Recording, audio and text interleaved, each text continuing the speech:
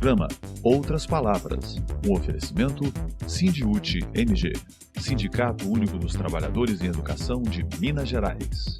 Olá, começamos mais um programa. O Instagram do governo de Minas lançou um bolão para que as pessoas colocassem nos comentários um bolão para a data do pagamento do 13º salário. Dizer que nós estamos num momento da conjuntura um pouco delicado. Nós estamos em um momento que os fascistas estão se reposicionando e se recolocando no ataque aos direitos à democracia. Aí, olha, a nossa escola, gente, o que virou?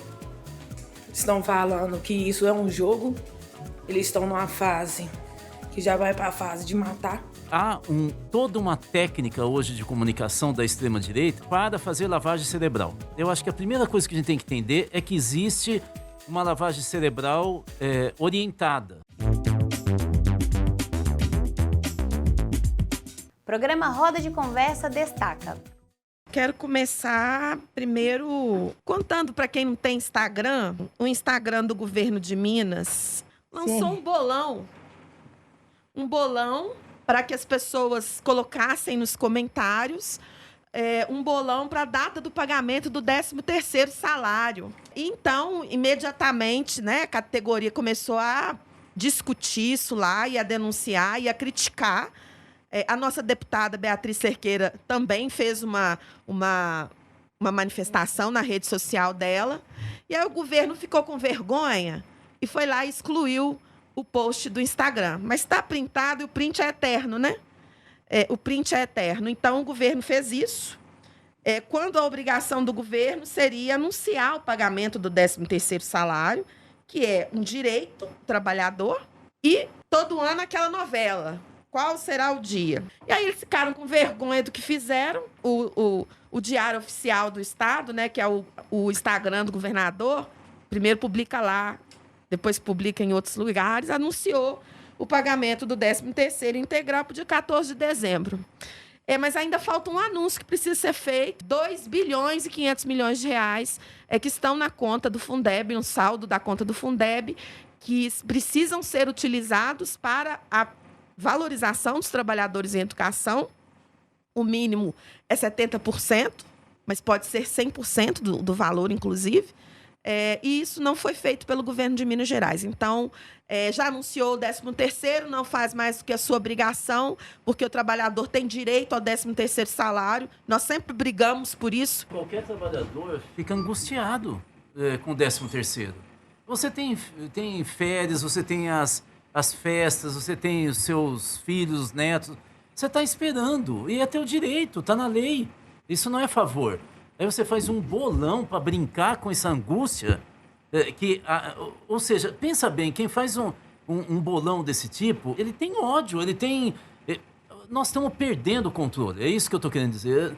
Nós não temos mais baliza moral, assim, eu não posso brincar com tal coisa, né? Eu lembro minha mãe me pegando no pé, falando, não brinca com isso, filho, isso é sério, tal. Parece que a gente perdeu completamente a baliza de como se comportar de maneira civilizada. Você não pode brincar com dinheiro que não é teu, que é dinheiro do outro. Você não pode brincar. Se tem recursos do Fundeb, é preciso haver o rateio. O Sindicato Único dos Trabalhadores em Educação de Minas Gerais, Sindiúti, cobra do governo do estado o rateio dos recursos do Fundeb. E a coordenadora-geral do Sindiúti, Denise Romano, convoca a categoria para a paralisação de atividades no próximo dia 7, com manifestação na cidade administrativa em Belo Horizonte. Nós temos feito reiteradas cobranças a respeito da execução dos recursos do Fundeb. Nós temos um saldo de mais de 2 bilhões e meio de reais na conta do Fundeb, e nós vamos paralisar as atividades. A rede estadual vai paralisar as atividades no dia 7 de dezembro, que é o 5º dia útil de dezembro, para cobrar do governo Zema o rateio dos recursos do Fundeb que não foram utilizados na remuneração dos servidores, dos trabalhadores em educação. Vale lembrar que o mínimo é 70% desse recurso, é o mínimo que a lei estabelece, 70% dos recursos do Fundeb seriam utilizados em remuneração, em valorização dos trabalhadores em educação. Então, nós vamos paralisar no dia 7 e faremos um ato na cidade administrativa com concentração a partir das 9 horas. Nas redes do sindicato já temos, né, as chamadas, os cartazes, já estão sendo compartilhados também nos grupos da categoria, nos grupos das escolas. Nós sabemos que é um ano difícil, nós estamos finalizando aí a reposição da greve, na nossa opinião, vitoriosa que nós tivemos. O problema da nossa greve foi o governo, né? O problema da greve foi o governador, foi o governo. E nós não podemos deixar de fazer essa cobrança.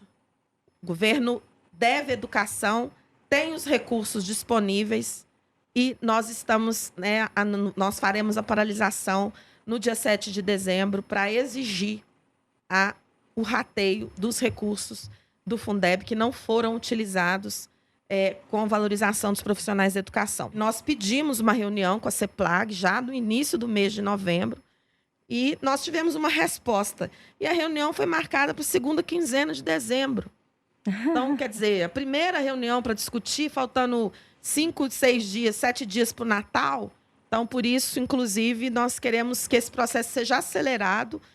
Por isso, inclusive, a paralisação no 5º dia útil. E é no 5º dia útil justamente para lembrar que Minas Gerais não paga o piso salarial profissional nacional e que Minas deve à educação. Nós faremos todas as cobranças e toda a mobilização e toda a energia necessária para conquistar e para denunciar os caloteiros entre prefeitos e o governo do estado que dão calote e que estão dando calote na educação há um tempo.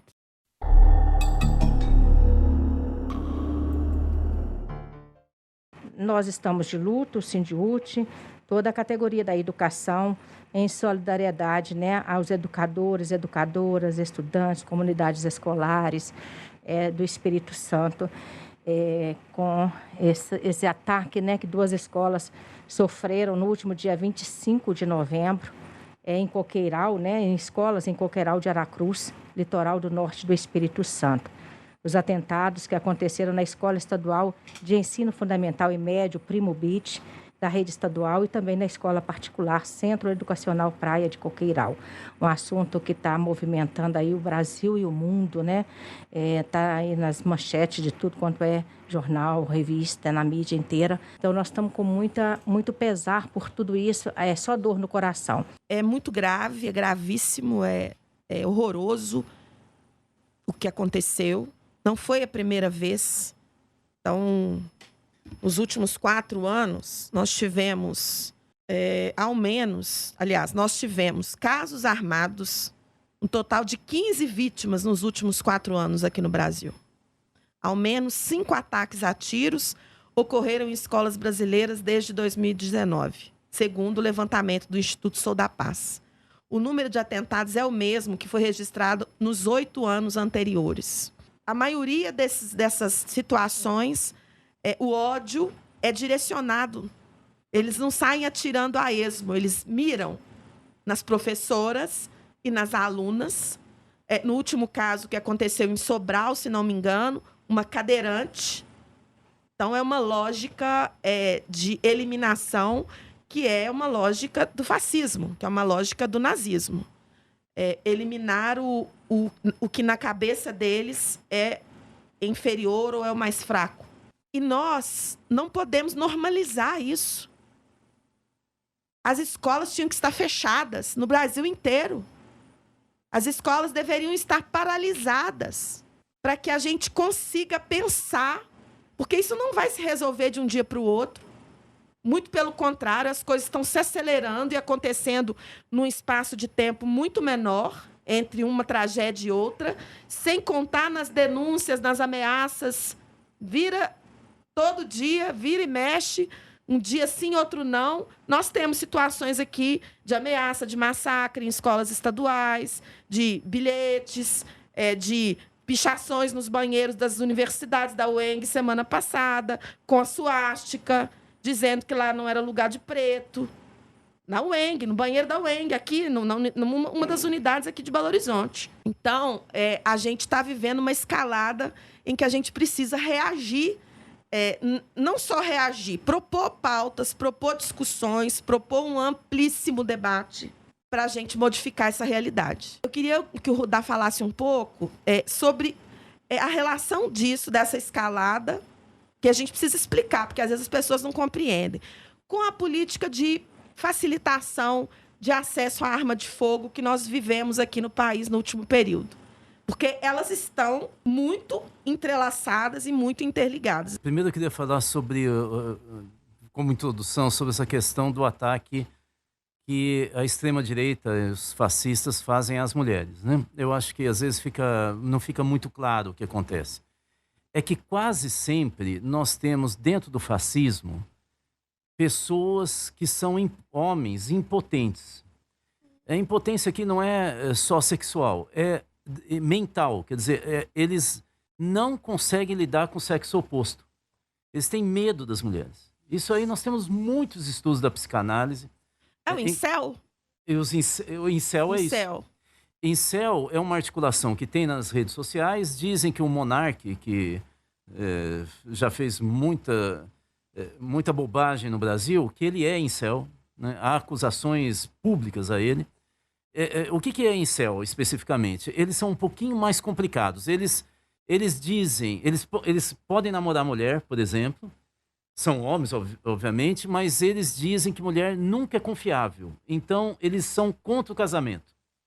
Porque eles acham que mulher é algo... como se fosse algo algo perto do demônio, assim. Gente que... Ou seja, eles têm uma interpretação que se autovaloriza e diz que mulher tem que ser usada, mas ela não merece confiança. Acontece que o que eu estava falando é algo ainda mais grave. Em todos os movimentos fascistas, há um temor imenso em relação às mulheres, porque são pessoas que não sentem ter capacidade para amar, para se relacionar com o outro, e inclusive nem relacionado com a sua relação, é só uma relação amorosa ou de carinho. Eles não sabem ter carinho. Então, tem essa coisa de se sentir menor, e aí eles olham para uma mulher e só pensam em sexo, porque eles têm que provar para eles que eles são capazes. E aí, como eles acham que eles não são capazes, eles agem como foi o assassino do John Lennon. Ele idolatrava o John Lennon, mas a única forma de estar próximo e ele se apropriar do John Lennon foi matá-lo, não é? Aí eu sou uma pessoa que nunca mais ninguém vai esquecer de mim, porque eu estou relacionado com esse artista, John Lennon. Então é a mesma relação. Isso significa o quê? Por que eu estou dizendo isso? Porque nós temos que, a partir de agora, ter muito cuidado em relação à proteção das mulheres, principalmente se elas forem militantes dos direitos, ou dos seus direitos, ou dos outros, né? Então, eu venho falando em casa, a partir de agora, vamos ter um pouco de cuidado, não é exagero, falando para minha esposa, minha filha, minha nora, meus netinhos, vamos sempre ter, não vamos andar sozinhos, vamos andar em grupo. Parece um exagero, mas depois do que nós vimos, o que aconteceu com o ônibus, dos meninos de uma escola, atirando, né, no ônibus, Gilberto Gil sendo desacatado em outro país, que, aliás, xingar naquele país, no Catar, leva à prisão, né? Esse assassinato em massa de mulheres no Espírito Santo. Eu acho que está na hora da gente começar a acordar e achar que não é um caso à toa, não é? E, finalmente, essa questão das armas. Você tem toda a razão. Todos os estudos que nós temos dos Estados Unidos, você sabe que tanto o tabaco como a questão das armas tem um lobby muito grande nos Estados Unidos. Nos Estados Unidos, ao contrário do Brasil, o lobby é legalizado e o lobby paga dinheiro para deputado para votar, para continuar vendendo cigarro, que já está comprovado que gera câncer, e armas, né? E nós vimos o que acontece nos Estados Unidos. Isso que aconteceu no Espírito Santo praticamente ocorre 3, 4, 5 vezes nos Estados Unidos, né? E é uma matança generalizada e, de novo, eles escolhem escolas, né? Escolas Essa é a segunda ou questão. boates LGBTQIA+. A última foi uma boate. O que eu estou querendo aqui destacar, Denise, que além da questão da mulher e das armas, é que nós temos que ter uma política de proteção às escolas. Sim. De mediação de conflito também, de educação, mas de proteção. E eu não estou falando de colocar... Detector de metais. Maquininha para colocar o dedinho, fotinha. Isso não... Nós temos que criar um sistema, inclusive, articulando com a comunidade. Nós temos que criar um sistema de segurança. Primeiro, dizer que nós estamos num momento da conjuntura um pouco delicado, bem complexa. Nós estamos saindo de uma vitória democrática no nosso país e que nós precisamos agora garantir a posse do presidente Lula. Nós estamos em um momento que os fascistas estão se reposicionando e se recolocando no ataque aos direitos à democracia. Nós estamos num período de Copa Mundial, né, onde nós estamos também celebrando esse momento do futebol e que é um evento internacional. E nós estamos em um momento de luto pelos ataques fascistas e de luta. Eu acho que o nosso horizonte nesse processo de defesa da democracia brasileira, que nós estamos num processo de mantê-la, porque ela ainda é muito jovem, e agora de retomá-la, porque ela foi, de certa forma, combatida no último período, né? Nós vivemos um momento de organização fascista nas ruas, nas famílias, em parte da base dos militares. Está uma disputa, uma concepção de valorização de alguns princípios que nós combatemos fortemente. Nós estamos falando de combater o ódio, de combater a violência, o patriarcado, né, o racismo e a LGBTfobia e todas as formas que violam os direitos humanos. Então, eu acho que esse momento é o momento de nós se reposicionar na conjuntura, não levar na brincadeira os atos que estão acontecendo em todo o Brasil e agora com o Gil a nível internacional, porque existe uma concepção atrás disso. Uma concepção para manter o poder de uma minoria, para aumentar a exploração da força de trabalho dos trabalhadores, principalmente as mulheres, eu acho que já foi colocado aqui, a educação, que é uma forma...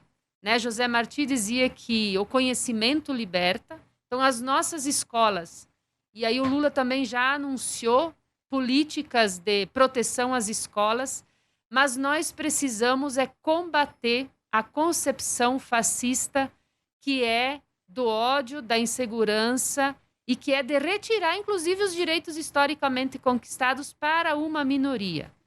Isso se faz no nosso Brasil, mas é uma concepção também histórica que se deu em outros países e que hoje ele se aflora no Brasil, porque nós, da esquerda, também temos uma tarefa. Nós vamos precisar transformar todas as políticas públicas e conquistas que nós tiver em força organizada, em povo consciente, em mulheres organizadas também, porque, como o Rudá falou, as mulheres são as principais vítimas de um sistema capitalista imperialista, de um sistema de exploração a nível internacional, de especulação dos bancos, dos acionistas e rentistas. Então, assim, é a que ganha menos, é a que é violada e é um sujeito que está vulnerável dentro desse sistema colocado.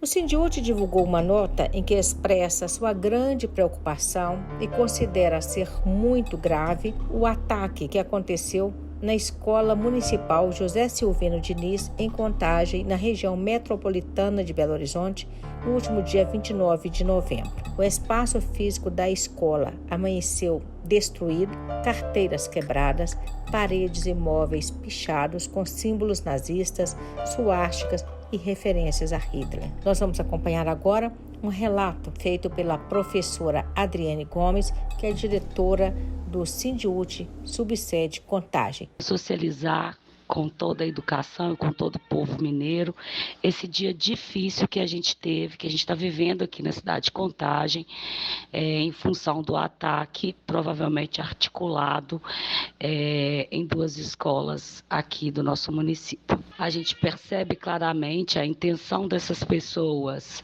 em instalar um sentimento de terror nessas comunidades. Nós chegamos cedo na primeira escola hoje. O cenário era caótico. Eu tenho que dizer para vocês que em 20 anos de profissão, eu nunca tinha visto uma situação como aquela. As servidoras muito abaladas emocionalmente, chorando muito. A escola estava completamente depredada e pichada, inclusive com símbolos nazistas, uma situação pela qual nós não havíamos passado antes na história aqui da educação da cidade, mas que parece que chegou, né? Chegou até nós, como já havia chegado em outros municípios brasileiros, uma ação que, além de articulada, nós caracterizamos como uma ação terrorista. A gente conversou muito, nós sentamos, conversamos, dialogamos, apontamos caminhos, conversamos inclusive com os representantes da Prefeitura de Contagem. A prefeita Marília esteve nas 2 escolas, junto à Guarda Municipal, que tem também um setor de inteligência. A gente espera que os envolvidos sejam identificados e punidos, mas também a gente tem a dizer que nós nos fortalecemos coletivamente e que nós vamos dar uma resposta à altura da educação a todo esse terror que foi para as trabalhadoras dessas escolas por esse grupo de terroristas. Dizer que mesmo no caos, a educação vai procurar a luz, vai procurar o acolhimento e vai transbordar amor. É isso que a gente quer paz, a gente quer sossego, a gente quer trabalhar. E a gente conta com a solidariedade, no sentido de nos apoiar e de nos colocar também em suas orações aí. Aí, olha, a nossa escola, gente, o que virou? Estão falando que isso é um jogo, eles estão numa fase que já vai para a fase de matar, tá? Olha aí, ó, situação da nossa escola. José Silvino Diniz aí, ó. Olha, isso aqui é uma tristeza, olha. Olha as paredes. Olha isso. Olha, esse aqui só é o nome do jogo, ó. Bullying. Situação da escola. Olha, os uniformes dos alunos, como que está. Ó, parede. Olha lá, ó. Isso aqui é uma tristeza pra gente, ó. A gente que é mãe, olha isso. Olha. Olha aí, ó. Que eles demorou tanto tempo para construir, para ajudar nós, ajudar os nossos filhos. Olha o que eles fizeram aí, ó. Sem dó e sem piedade.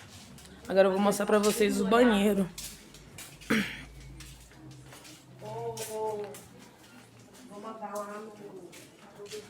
Aí, ó.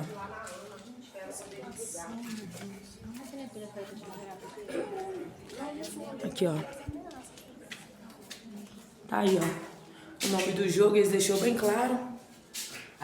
Olha. Olha aí. Isso aqui é uma tristeza, olha. Pra gente. Tudo, olha isso.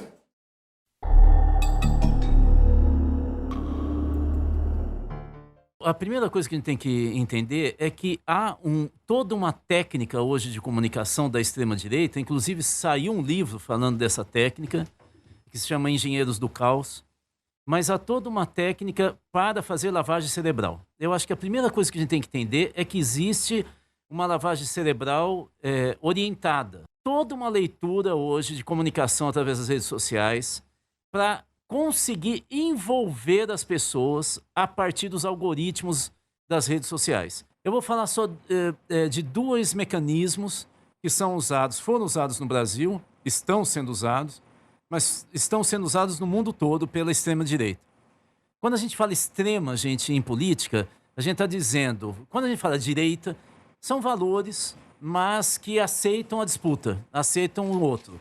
Quando a gente vai qualificar uma força ideológica com extrema, dizendo que ele é extremista, extremado, no caso extrema-direita, nós estamos falando de uma força ideológica que não aceita a divergência e que, portanto, ele ameaça o uso da força ou usa a força. Eles são antidemocráticos. Esse pessoal, na lei brasileira, só tem um lugar para eles, é cadeia. E nós não estamos usando a lei brasileira, está no Código Penal. Quem prega a volta da ditadura está cometendo crime. Está em artigo do Código Penal e da Lei de Segurança Nacional. Tem que ser preso. Preso. Bom, o que eles fazem nas redes sociais? Eles usam alguns programas que conseguem capturar automaticamente o perfil das pessoas que estão no Facebook, ou no Twitter, no Instagram.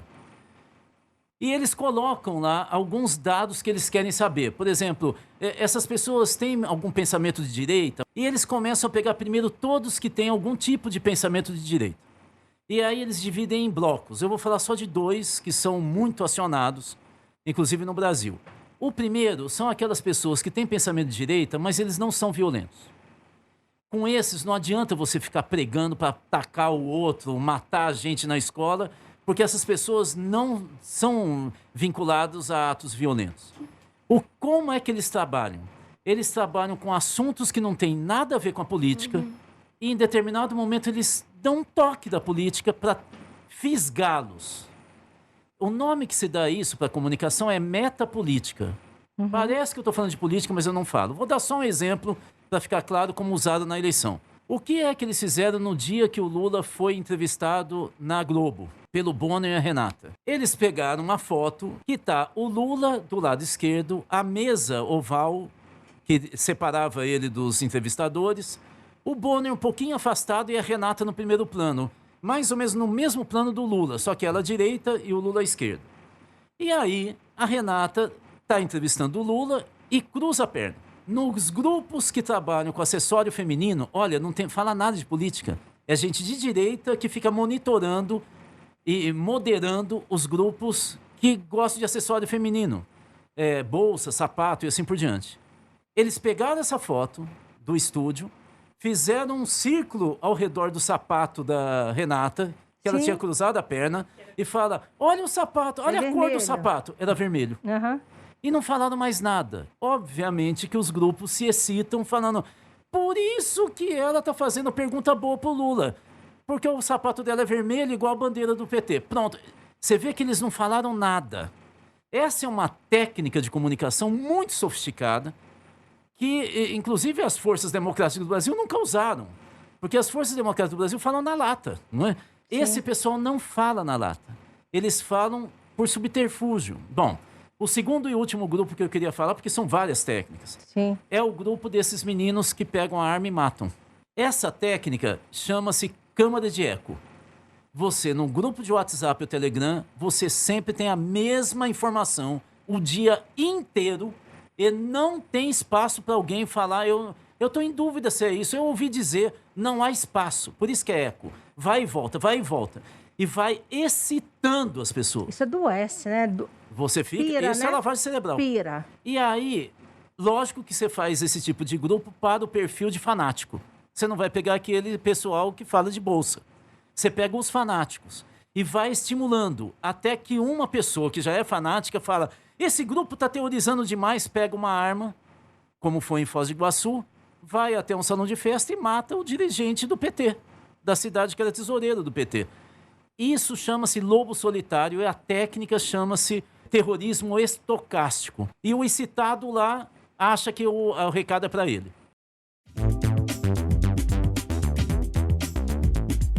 Até o próximo programa.